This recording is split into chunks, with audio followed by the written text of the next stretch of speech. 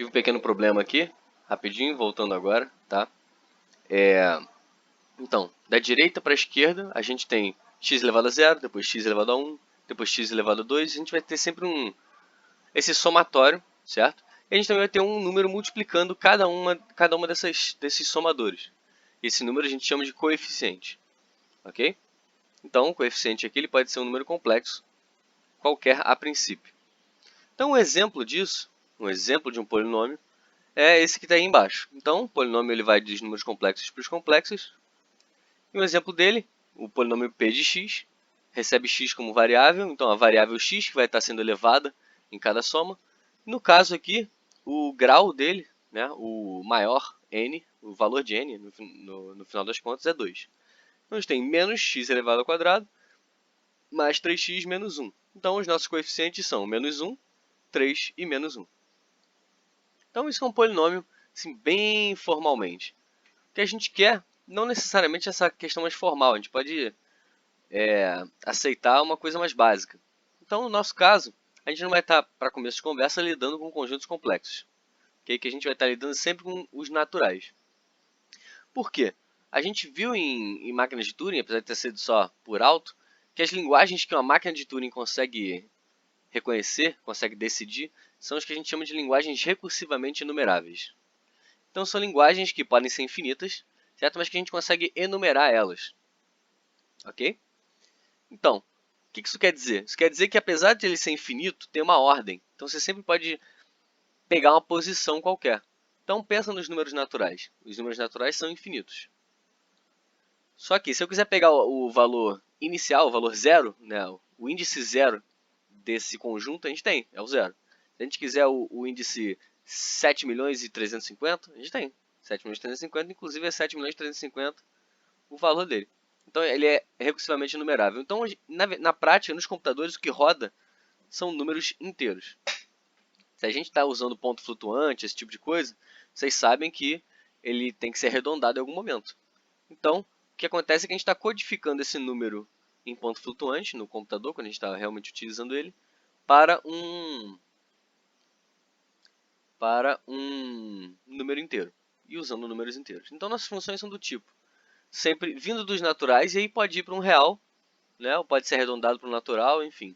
Elas estão sempre partindo dos naturais. Então, o n, né, o nosso x, ou o n, que normalmente a gente chama de n por ser natural, ele é um número natural. Então, aí um exemplo de função polinomial que a gente está usando, f de n igual a 2n ao quadrado mais n menos 5. Então, aqui os nossos coeficientes são 2, 1 e menos 5. E a única diferença daquela definição é basicamente que o n é um inteiro e não um complexo.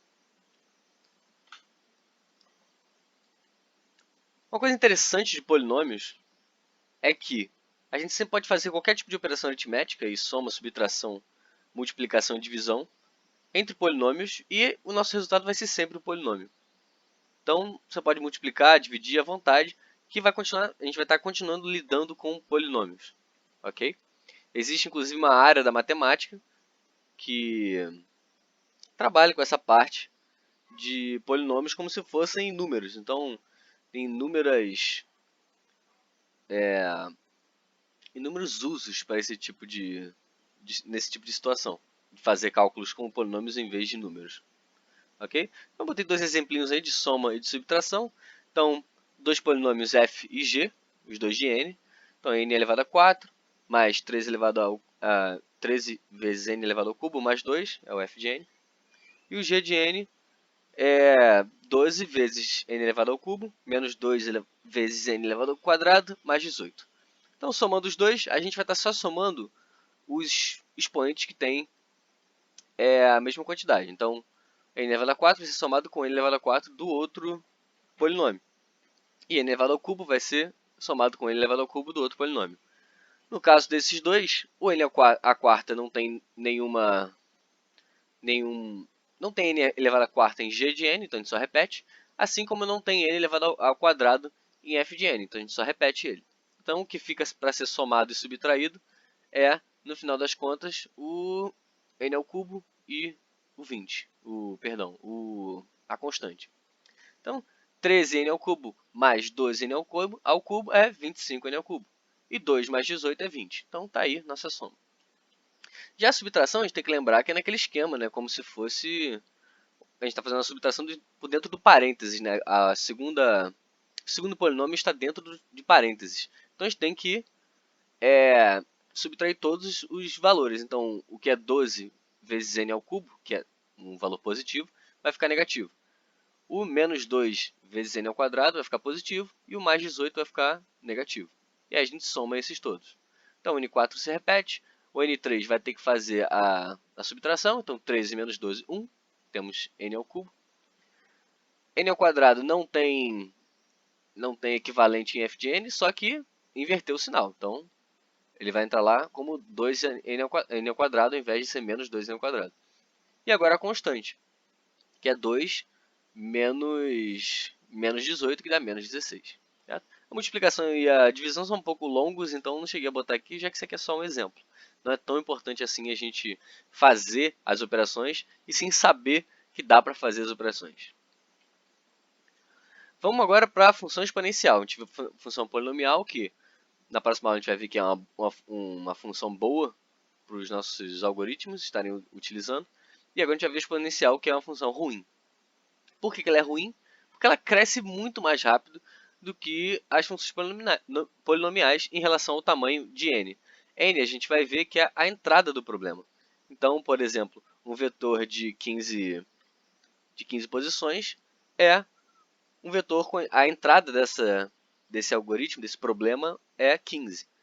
Se a gente aumentar, pegar um outro vetor que em vez de ter 15 vai ter 150, então ele é 10 vezes maior o tamanho. Então o polinomial ele vai crescer, né? Todo mundo vai crescer, vai demorar mais para fazer quanto maior for a entrada. Só que se o seu algoritmo for exponencial, ele vai crescer muito mais rápido. Então, às vezes um problema que você consegue fazer com n igual a 10, você já não consegue fazer com n igual a 12. Porque demora meses para completar, no caso de exponencial. Então, o exponencial tem esse problema grande. E o que é um exponencial? É basicamente uma função em que a gente tem uma constante elevado ao nosso n, à nossa variável. Okay? Inclusive, não precisa ser exatamente a nossa variável, poderia ser um polinômio da nossa variável. Então, aqui informalmente, o que é? É uma função f, que vai dos naturais para os reais, igualzinho ao outro, todos eles vão ser dessa forma. E ela é exponencial se ela for da forma f de n igual a elevado a n. Esse a ele tem que ser maior que 1. Se ele for menor que 1, essa função vai estar diminuindo com o tempo. Mas o que importa para a gente aqui é o que ele está aumentando com o tempo. Ok? Então a gente está lidando sempre com a maior que 1. Então o exemplo aí que eu botei é o mais simples de todos, que é o 2 elevado a n. Porém, poderia ser, por exemplo, 2 elevado a n ao quadrado mais n. Isso também contraria como exponencial. Ok? Como eu disse ali na definição, essa definição é informal. E quando a gente vai falando mais para frente de problemas específicos, a gente vai lidar com as especificidades aí de exponencial e de polinomial. E a função logarítmica, por final, ela é ainda melhor, é ainda mais... Né, o crescimento dela, conforme n aumenta, é ainda mais lento do que funções polinomiais. Então ela é melhor que uma função polinomial. E o esquema dela é igual ao do exponencial. Só que agora, ao invés de a gente estar elevando uma constante a n, a gente vai estar tirando o log de n na base dessa constante. Então, nossa função f, de n para r, vai ser da forma f de n igual a log na base a de n. E log é uma função muito mais lenta do que n, do que exponencial, absurdamente mais lenta do que exponencial, e é ainda mais lenta do que as polinomiais. Já tem um exemplo, a gente está usando log de 2, log na base de 2 de n. Poderia ser qualquer outro, log 3, log 4, log 10, log 115, 2 milhões, todos eles podem. E aqui a gente tem a comparação entre eles. Então, primeiro, 2 elevado a n, lá em cima, olha só como ele cresce rápido. O nosso n não chegou nem em 100 e ele já saiu do gráfico. Isso quer dizer que ele é muito rápido. Esse t de n significa o tempo que vai levar para executar um algoritmo, um determinado algoritmo. Então, nesse caso, o algoritmo exponencial, antes de chegar a 100, na verdade, antes de chegar a 50, ele já estourou, inclusive para fora do gráfico. Então, assim, é muito rápido o crescimento dele. Nosso log de N lá embaixo, vocês podem ver, olha como ele é devagarinho. Chegou no 900 e está extremamente baixo. A gente não tem o valor aqui para comparar, mas é muito baixo, não é nem um décimo do máximo que esse gráfico consegue capturar. Então, assim, ele é o melhor de todos. Só para a título de visualização, 2 elevado a n é exponencial, obviamente. E o que é polinomial aqui? Eu não falei no começo, mas sempre que eu fizer uma pergunta para vocês, finjam que a gente está na sala, para tentar dar uma ilusão aí, ou pelo menos um auxílio na didática. Que é o seguinte, quando vocês tentam responder as perguntas que eu faço, mesmo que vocês não acertem, facilita a fixação do que eu vou falar quando eu disser a resposta. Se você souber a resposta e falar, né, melhor ainda, então você já sabe ela. Já está internalizado. Então, o que aqui a gente pode considerar polinomial? Pode pausar o vídeo, não tem problema. N é polinomial, ok? N ao quadrado é polinomial e N à quarta é polinomial. Né? Fácil de ver isso, a gente está falando de N elevado a um expoente constante, que é basicamente a definição, aquela definição formal que a gente viu, só que a gente não tem vários somadores, é um somador só, que não tem problema, nada impede isso. Ok?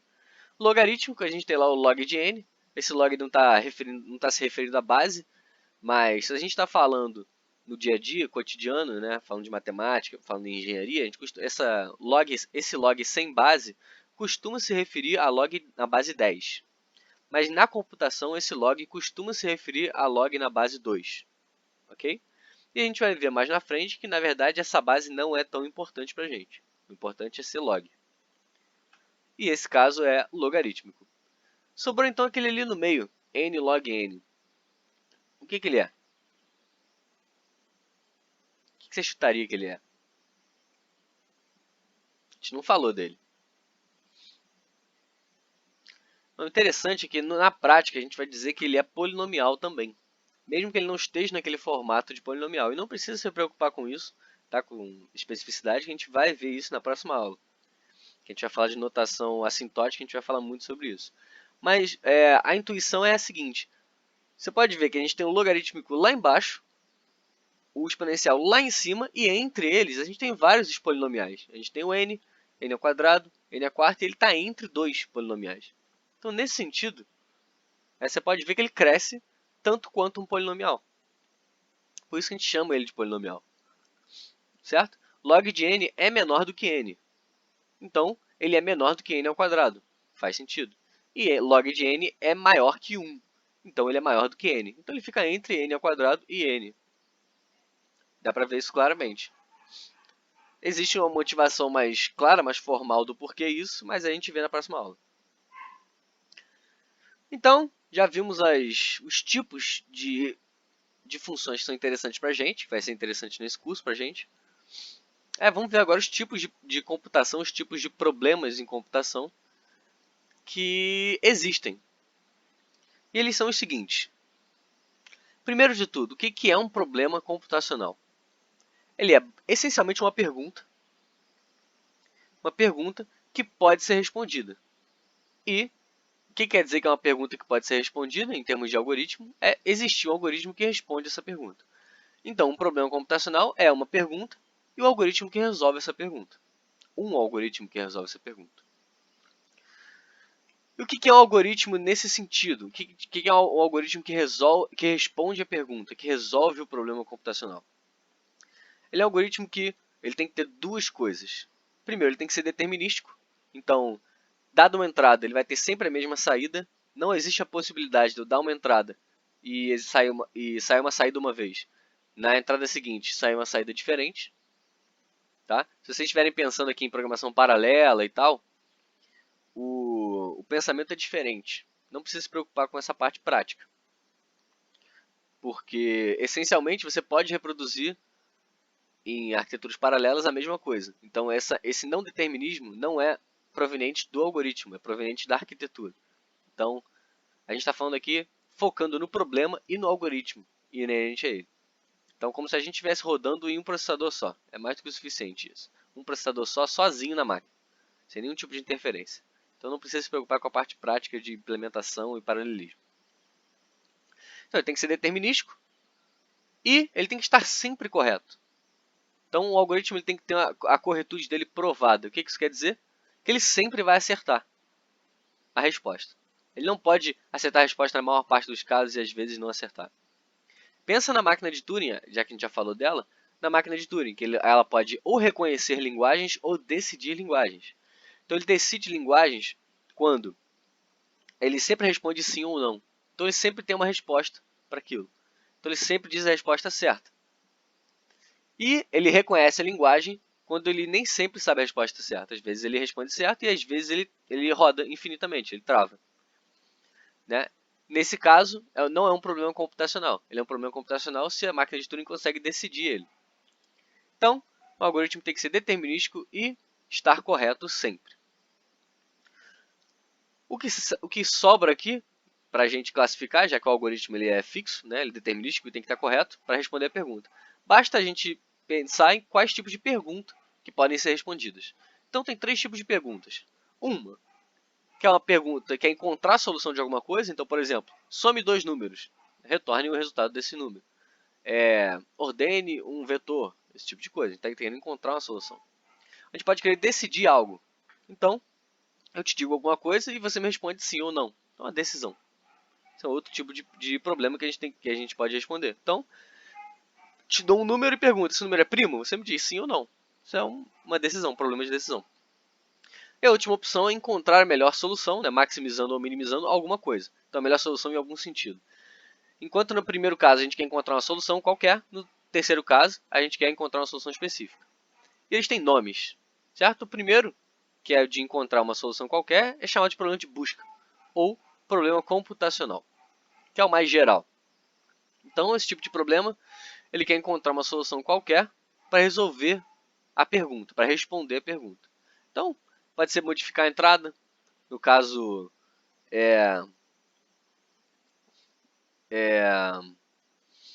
no caso simples, a gente pode pegar uma entrada que tem tudo 1, né, só uns a entrada, e a gente quer trocar todos esses uns por 0. Pode pegar uma entrada que a gente zera ela. Isso é um tipo de problema que a gente quer solucionar e que a gente consegue solucionar. A gente também pode realizar operações, né? O exemplo que eu dei da soma. Passo para você 2 números e você me retorna o resultado da soma desses 2 números. Eu posso fazer uma busca também. Te passo um vetor, te passo um valor e pergunto para você. Qual a posição do vetor que está esse valor? E aí, se ele não tiver no vetor, você diz que não está, mas se tiver, você me retorna um índice. E os exemplos, obviamente, são esses. Então, achar um caminho entre 2 vértices, eu vou mostrar na frente, agora, no próximo slide, visualmente isso. Então, achar um caminho entre 2 vértices em um grafo. Né? Eu falei na primeira aula o que é um grafo, mas vocês não lembram, eu vou mostrar de novo. Ordenar um vetor de inteiros, que eu mostrei ali, falei no começo. Encontrar um divisor de um número. É equivalente a perguntar se ele é primo ou não, mas para deixar ele em termos de busca, né, eu quero que você me retorne o divisor que ele tem. O divisor que não seja ele mesmo 1. E aí, se você retornar algum, então ele não é primo. Mas se você não me retornar nada, então ele é primo. E aqui, esse é um grafo, né, para demonstrar o exemplo de achar um caminho entre 2 vértices. Os vértices são essas bolinhas e as arestas são esses tracinhos ligando cada bolinha, um ao outro. E por enquanto só isso que vocês precisam saber. Então, se eu estou perguntando o que é um caminho entre 2 vértices, um caminho é uma ligação, certo? A gente vai seguir os tracinhos, passando pelos vértices entre 2 vértices quaisquer. Então, eu vou escolher o primeiro aqui, lá de cima, né, os que estão sendo apontados pelas setas vermelhas, no canto superior esquerdo e lá embaixo, no meio. Então, existe um caminho entre eles, eu quero que você me dê um caminho entre eles. Então, vou rodar o algoritmo me retornou esse caminho aqui, certo? Então, são essas arestas que eu tenho que seguir em ordem para chegar do primeiro vértice até o último vértice. Então, existe um caminho, retornei para você o caminho. Um outro exemplo que eu dei foi de ordenar vetores inteiros. Então, aqui a gente tem uma caixinha mostrando bonitinho isso. Então, a gente tem a nossa entrada. A gente vai rodar o algoritmo de ordenação que vai retornar a saída. Então, essa saída vai estar respondendo a pergunta que é ordene esse vetor de inteiros. Então, um exemplo, a gente tem esse vetor, 31, 41, 59, 26, 41, 58. Entrou no algoritmo de ordenação, ele ordenou e retornou na ordem correta, né? Na ordem crescente. 26, 31, 41, 41 de novo, 58 e 59. Aqui a gente tem outros exemplos. Se a gente tivesse passado 923, ele retornaria 239. 841, ele retornaria 148. Ele tem que sempre acertar. Isso é extremamente importante. A corretude do algoritmo, ele não pode acertar só em alguns casos. Tem que acertar em todos os casos. Próximo tipo de problema é o problema de decisão, que é aquele que a gente responde ou sim ou não a uma determinada pergunta.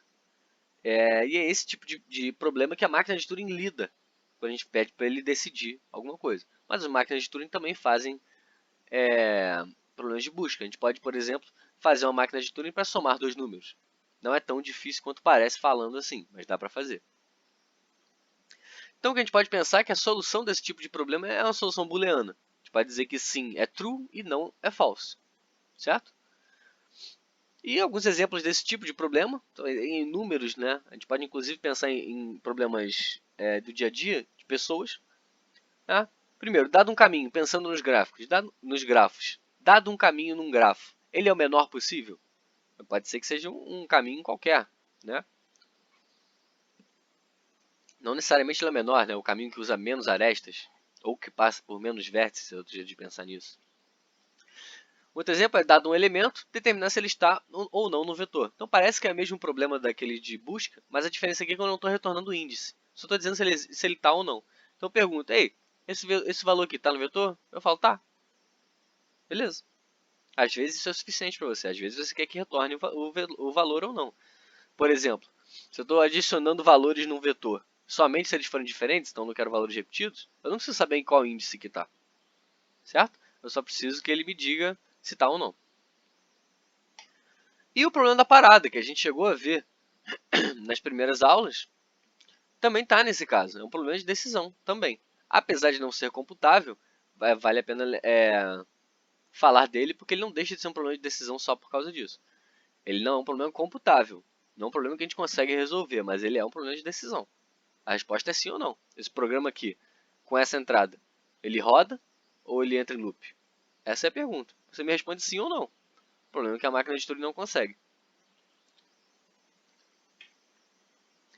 E aqui o exemplo. Aquela primeira pergunta, né? Dado um caminho num grafo, ele é o menor possível? Então, por exemplo, esse nosso grafo, se ele retornasse esse caminho, até porque não faz sentido, no caso do... Perdão, de novo. A gente recebeu esse vetor e o caminho, né? Confundindo a cabeça de vocês e a minha. O que a gente recebeu nesse caso é diferente do anterior. No anterior a gente recebia, no caso do problema de busca, a gente recebia o grafo e dois vértices para encontrar o caminho entre eles. Ok? Aqui o que a gente recebe é o grafo e o caminho. E aí eu te pergunto, dado esse grafo e esse caminho, ele é o menor possível? Não é. Não é porque existe um caminho menor, certo? A gente poderia só ter pego esse vértice de cima, logo no começo, né, que está fazendo um triângulo ali. A gente podia ter ignorado esses dois e pegou de cima, seria menor. Esse caminho atual tem 1, 2, 3, 4, 5 de tamanho, e o outro caminho teria 4 de tamanho. Então ele não é o melhor possível e ponto. Não vou te responder mais nada. Só vou dizer que não é. Não vou te dizer qual é o menor. Só não é o menor. E aqui um outro exemplo, que é, dado o elemento, perguntar se ele está ou não no vetor. Então, te dou um vetorzinho. 26 está no vetor? Sim. Pronto. Às vezes isso é suficiente. Às vezes não, às vezes sim. E por fim, a gente tem os problemas de otimização. Esse é um tipo de problema, certo? Em que a solução ou a gente está minimizando ou maximizando alguma coisa. Então, algum critério que a gente quer aumentar, quer pegar o melhor possível ou o menor possível. O maior possível ou o menor possível. E nesse sentido é o melhor, né? Melhor em algum sentido. Então, a gente está pensando naquele exemplo que eu sempre falo do GPS, dos caminhos, que é o mais rápido, o mais barato, né? Menos custo, mais seguro. Aí a gente está querendo maximizar a segurança. O mais barato a gente está querendo minimizar a segurança. Mas no final das contas a gente quer que ele seja melhor. Então a diferença entre esse e um algoritmo de busca é que o algoritmo de busca vai retornar qualquer qualquer solução. E aqui a gente não quer qualquer solução, a gente quer a melhor, seja lá maximizando ou seja minimizando, dependendo do problema. Então aqui a gente tem exemplos. Os exemplos seguindo, né, os que a gente viu até agora. Primeiro, qual o menor caminho entre dois vértices? Então eu posso inclusive fazer uma trilha aí. Primeiro a gente faz um problema de busca, dizendo, te passa um gráfico e fala, pô, tem um caminho entre os vértices? Ele fala, tem. Achou. E esse é o menor caminho? Aí o problema de decisão fala, não. E aí o problema de otimização fala, então qual que é? E aí a gente retorna para ele. Esse caminhozinho bonito aí de problemas. Outro exemplo é o encontrar o maior divisor comum, o MDC de dois números inteiros, né? A gente fez isso muito no ensino médio, provavelmente ninguém mais lembra, porque não usa mais quase isso. Mas no final das contas é um problema de otimização, de que é o maior divisor comum. Se a gente quisesse só um divisor qualquer, a gente retornava 1 e vida que segue, né? O divisor comum. E o outro problema, que é o que eu vou mostrar para vocês, também aqui, só para vocês terem noção, a gente vai falar dele mais na frente, que é o problema da mochila, um problema diferente. Primeiro, vamos olhar para aquele que a gente veio tá seguindo desde o começo dessa parte de problemas, né? Agora a gente vai voltar para aquele esquema de passar, que nem o do algoritmo de busca, a gente vai passar o grafo e os dois vértices. E agora o caminho que foi retornado naquele começo não vai ser retornado dessa vez. O que vai ser retornado é esse caminho, porque ele é o menor. Beleza? E ele vai retornar.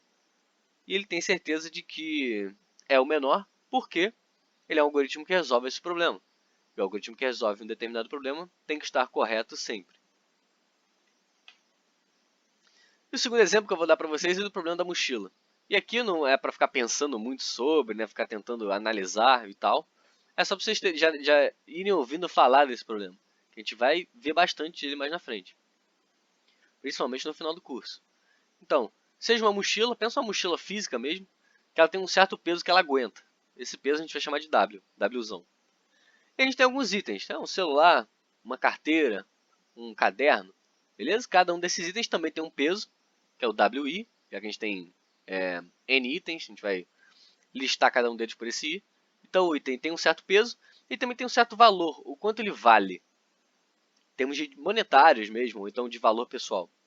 A gente pode, por exemplo, pegar uma mochila e botar só coisa para vender. Ah, eu quero vender várias coisas. Então, eu vou colocar minha mochila o máximo de coisas que eu vou conseguir vender pelo maior preço. É exatamente isso que eu quero encontrar. Eu quero encontrar a melhor combinação desses itens que a gente tem disponíveis que tenha o maior valor na mochila. Que aí, quando eu for vender, eu vou receber o maior dinheiro possível com aquela mochila que é o que eu tenho para carregar. Então, o exemplo é o seguinte. Primeiro eu te dou o peso da mochila, que é 8. Aqui eu não botei grandezas, mas poderia ser quilos. E a gente tem os pesos dos itens, né? O item 0 tem peso 1, o item 1 tem peso 5, o item 2 tem peso 3 e o item 3 tem peso 4. E os respectivos valores deles, 15, 10, 9 e 5. Então, rodando o algoritmo, ele vai chegar na conclusão que 0, 2 e 3 têm o maior valor, que é o valor de 29. E é claro que a gente consegue ver isso facilmente, certo?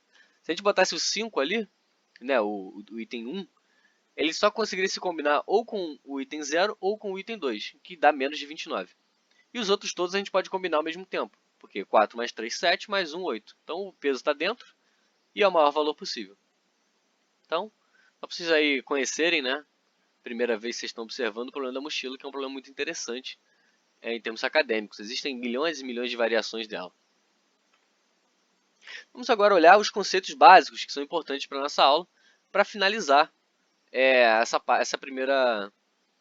aula, nossa primeira aula online. Então, primeiro algoritmo. A gente já falou de várias vezes de algoritmo, várias definições, né, em termos de computabilidade, em termos de máquina de Turing, em termos informais. No final das contas, o que a gente vai falar a partir de agora, ok? E se cair na prova perguntando o que é um algoritmo, sem me referir especificamente à máquina de Turing, essa é a definição básica que a gente tem, certo? Então, no nosso caso, vai ser a seguinte. É uma sequência de passos, isso é um algoritmo, uma sequência de passos que transforma uma entrada, é um input, é outro jeito de falar entrada, em uma saída, output, resolvendo um determinado problema. Então, a receita, um passo a passo, tudo aquilo que a gente falou. A diferença aqui é que a gente está colocando a parte da entrada e da saída. Não é que nem aquela primeira imagem que eu coloquei do algoritmo de ordenação. A gente tem uma entradinha, o algoritmo faz alguma coisa e dá uma saída. Essa saída é a resolução do problema que a gente tem em mente atualmente. Então, vamos pensar primeiro naquele somatório basicão de 1 a 100, né, que é um for, basicamente. Que tipo de algoritmo a gente pode fazer que resolve esse problema? Aí, para parar, vocês pensarem. Bom, mas claro, é um for simples, né? Indo de 1 até 100, a gente vai conseguir esse resultado. Tem outro algoritmo? Vocês conseguem pensar em algum outro tipo de algoritmo que consiga resolver isso? Pode ser mais rápido, mais lento, mas outro algoritmo?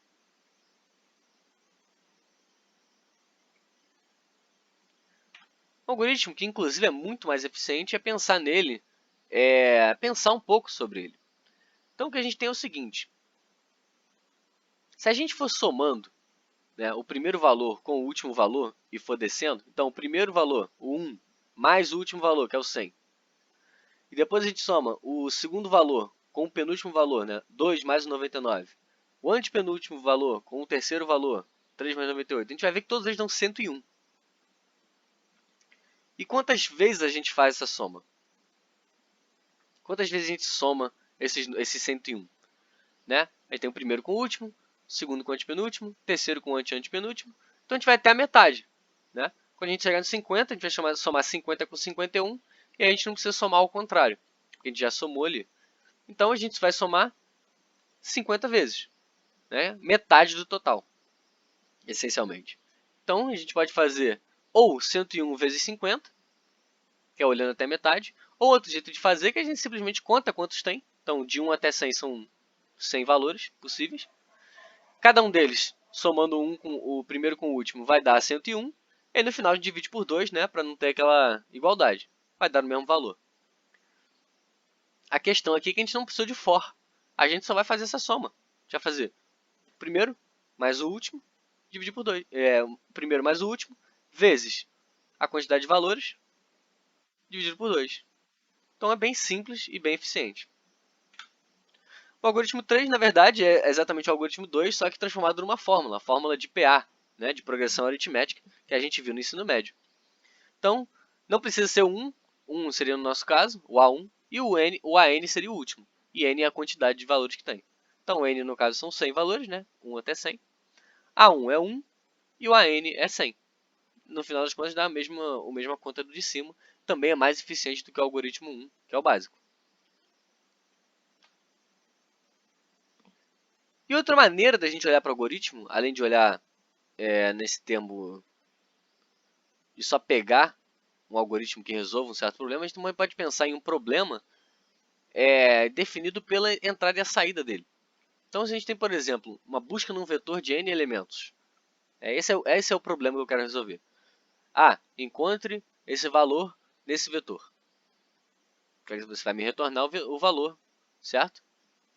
O valor não, perdão, o índice onde está esse valor que eu estou te perguntando, ou vai retornar nada, um -1, alguma coisa dizendo que não está lá. Então, qual é a nossa entrada? A nossa entrada vai ter n mais 1 elementos. Por quê? Porque o nosso vetor tem n elementos, mais o elemento que eu estou querendo buscar está lá dentro. Então, são n mais 1 nesse sentido. E a nossa saída vai ser só um índice, mais nada. Já num esquema de ordenação, outro exemplo, nesse caso a gente vai estar entrando com a entrada de n inteiros, né, o valor do vetor que a gente quer ordenar, e a saída vai ser a mesma quantidade, que vai ser o mesmo vetor, só que reorganizado da maneira que a gente queria. Um outro termo muito interessante, muito utilizado, que a gente vai utilizar o tempo todo, é o termo instância. Então, quando a gente fala de uma instância de um problema, o que isso quer dizer? A instância de um problema nada mais é que uma entrada específica para um problema. Então, se eu digo para você, o problema de busca em um vetor, certo? Você me passa um vetor de tamanho n, eu te retorno o índice desse... Você me passa um vetor de tamanho n e o valor que você quer buscar, eu te retorno em qual índice do vetor ele está. Beleza, isso é a definição do problema. Agora, uma instância desse problema seria um caso específico. Por exemplo, eu te passar esse vetor aqui 1, 2, 3, 4, com o valor 3, você me diz em qual índice que está. E aí a resposta vai ser 0, 1, 2, né? Vai ser 2 a resposta. Certo? Então, é uma instância, um exemplo específico de uma entrada. Então, dado uma entrada E de um problema P, então especificamente E de um problema específico P, a gente vai dizer que E é uma instância de P. Aí, com um exemplo, para dar para ver melhor, aquele somatório que a gente viu,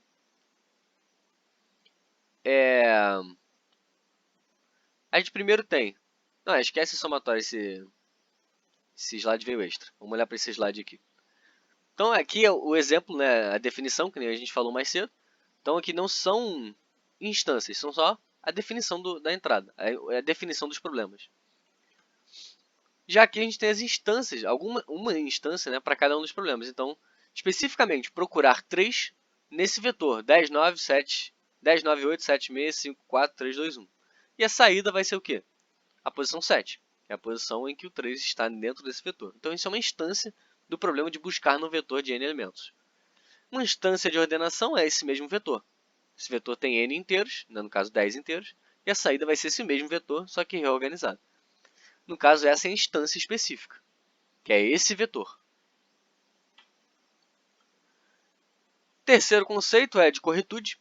Então, já falou que o algoritmo tem que estar sempre correto, e a essa característica, essa propriedade que os algoritmos têm que ter, a gente chama de corretude. Então, se você fizer um algoritmo que resolve um certo problema, você está me dizendo, ah não, esse algoritmo resolve esse problema. Você vai ter que me provar que esse algoritmo resolve esse problema. Você vai ter que fazer uma prova de corretude desse algoritmo. Então, a definição corretinha é: um algoritmo é dito correto se para cada instância de entrada, então qualquer instância, todas as instâncias possíveis de entrada para um programa, tem a saída correspondente correta. Então, ele sempre funciona para qualquer entrada. No final das contas, é isso. O outro conceito, o conceito de corretude não tem exemplo, é só o conceito mesmo. E um outro conceito interessante é o conceito de eficiência. Se eu digo para você que esse algoritmo que eu fiz para resolver um determinado problema, provei que ele funciona, provei a corretude dele. Agora eu falo que ele é eficiente. O que isso quer dizer? Primeiro, eu vou ter que mostrar por que é eficiente. Tem que mostrar que ele, na verdade, não utiliza tantos recursos assim. E na prática, a definição é um algoritmo eficiente, né?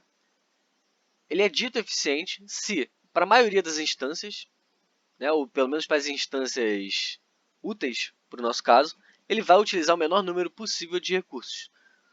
Ou o melhor número que conseguiram encontrar. Então seria mesmo número em termos de grandeza, né, que as melhores soluções possíveis existem. Então nesse caso a gente está falando de recursos em termos de tempo ou de memória, certo? E tempo a gente está falando de quantidade de passos, e memória, né, a gente vai chamar aqui de espaço. Então é tempo e espaço, que seria a quantidade de passos e memória. Ok? A maior parte do curso, a gigantesca maior parte do curso a gente vai falar de tempo. E lá no finalzinho, o último módulo, a gente vai falar de memória, porque de espaço, né? Porque não é tão utilizado assim em meios acadêmicos, nem acadêmicos nem práticos. Ele é mais utilizado em alguns casos específicos aí da academia. Então, para bacharel, a gente não costuma falar muito dessa questão de memória, essa questão de espaço.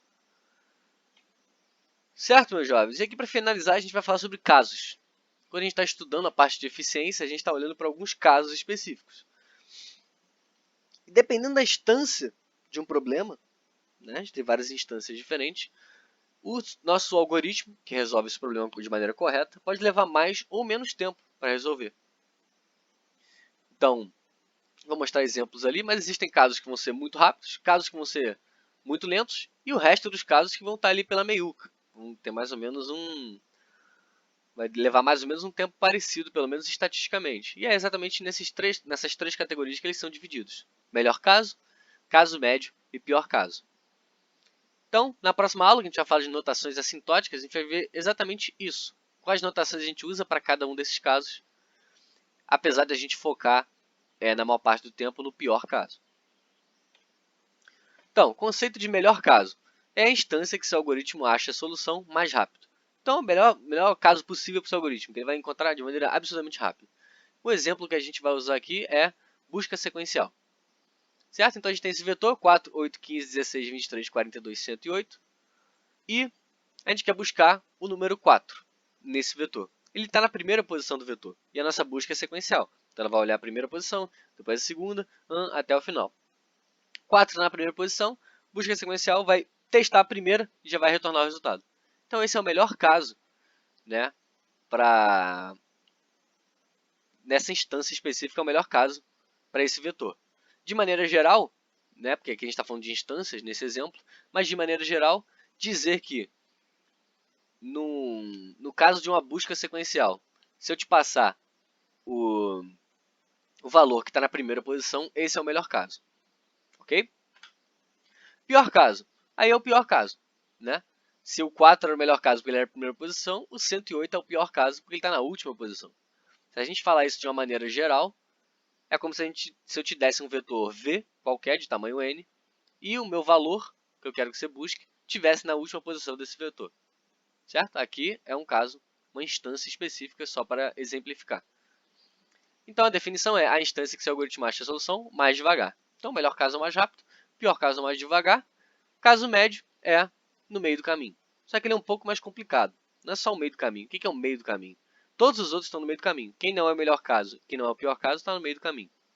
Então a definição dele é a seguinte: pela distribuição dos tipos de entrada, o tempo que ele normalmente leva para achar a solução em média. Então o caso médio ele costuma ser difícil de calcular para um determinado problema. O que a gente costuma fazer é ou olhar para o caso, para o pior caso, para a gente ter um limite superior do seu algoritmo. Então meu algoritmo nunca vai levar mais tempo do que isso. E o melhor caso seria o limite inferior do seu algoritmo. Então é o caso que o seu algoritmo nunca vai levar menos tempo do que aquilo.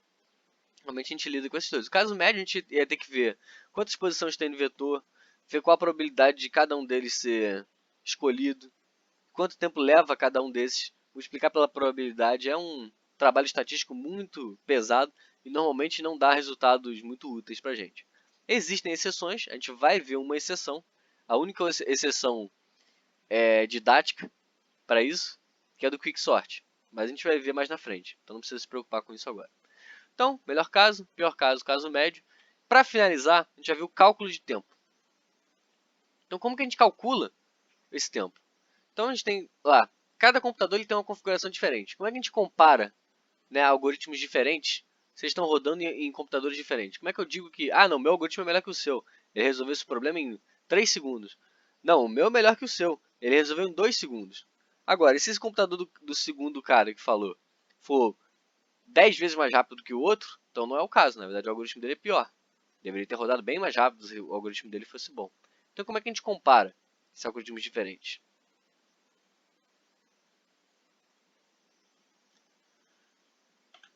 A gente conta o número de instruções, o número de passos. Porque independente do computador que está sendo rodado, o número de instruções que a gente vai rodar vai ser o mesmo. Claro, aqui a gente está assumindo sem paralelismo, certo?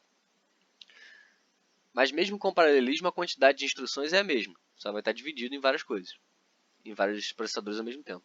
Então o que importa para a gente é a quantidade de instruções e a quantidade de passos.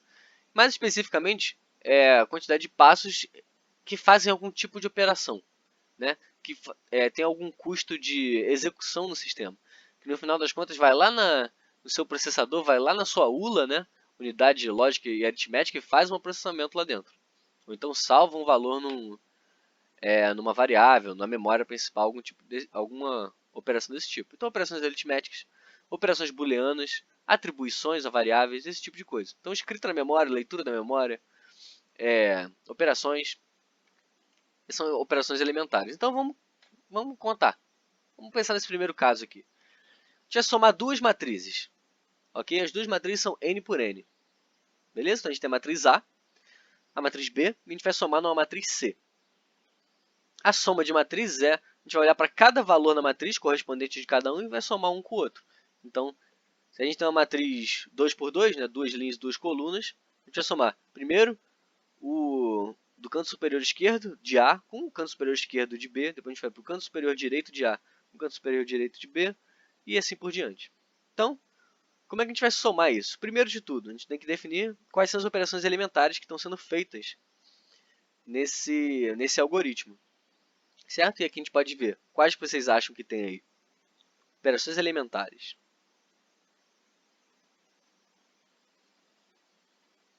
Então, o que a gente tem aqui são somas, certo? E atribuições. No final das contas, a gente tem a soma de cada valor de A mais B e uma atribuição para C. Não precisa se preocupar com ir muito profundamente, porque o for também está fazendo atribuição e soma o tempo todo. Mas o que importa aqui é o que a gente está fazendo na linha nas linhas efetivas, certo? Não na parte de controle de fluxo, certo? Não no for, no if, no while, não nisso. No que a gente está executando dentro deles, dentro do if, dentro do for, dentro do while. Então, no caso, a gente vai olhar para essas operações elementares de soma e atribuição dentro dos fors. Então, no final das contas, é só essa linha de código aí. C e J vai receber a soma de A e J com B e J. Então, olhando para esse primeiro for, quantas instruções a gente está executando? Obviamente em relação ao tamanho da entrada. O tamanho da entrada é n por n, então o tamanho da entrada é n colunas e n linhas. Então, quantas operações a gente vai fazer nesse primeiro for? Pensem. 2n. Vocês estão de acordo? Por quê? O for vai rodar n vezes, correto? J começa em 0 e vai até n menos 1. Então, são n vezes. E dentro desse for, o que a gente faz? Uma soma e uma atribuição. Então, duas operações elementares. Então, a gente vai fazer n vezes duas operações. Então, 2n. Beleza? E a gente já tem um for por cima, que vai de 0 a n. Né? 0 a n menos 1. Então, quantas vezes isso acontece? Quantas vezes a gente vai fazer isso que está dentro dele, que é 2n?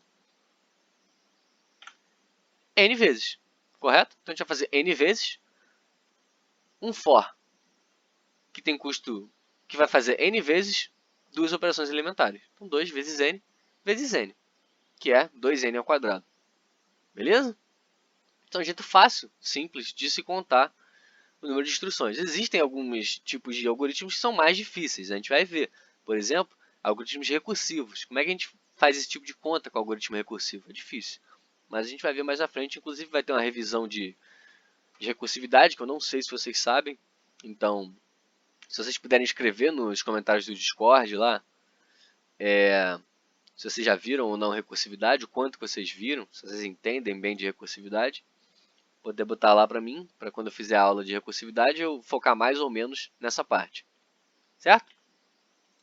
Então é isso, minha gente. Nossa aula foi essa.